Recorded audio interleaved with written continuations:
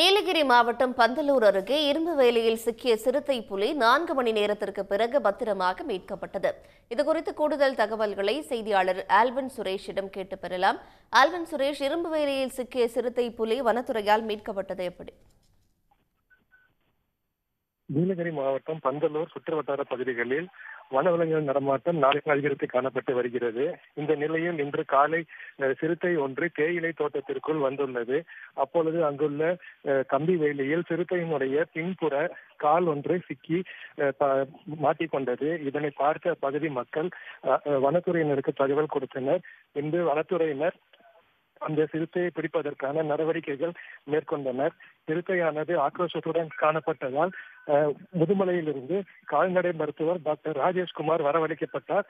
தற்பொழுது அந்த சிறுத்தைக்கு மயக்க ஊசி செலுத்தப்பட்டு அந்த சிறுத்தையானது பிடிக்கப்பட்டுள்ளது. அந்த சிறுத்தைக்கு தற்பொழுது முதல் உதவிகள் செய்யப்பட்டுள்ளன. அது மட்டும் இல்லாமல் மீண்டும் அந்த சிறுத்தை வனப்பகுதிக்குள் விடப்படும் என வனத்துறையினர் தெரிவித்துள்ளனர். விவரங்களுக்கு நன்றி ஆல்வின் சுரேஷ். உடனுக்குடன் செய்திகளை தெரிந்து கொள்ள சன் நியூஸ் பெல் ஐகானை கிளிக் பண்ணுங்க.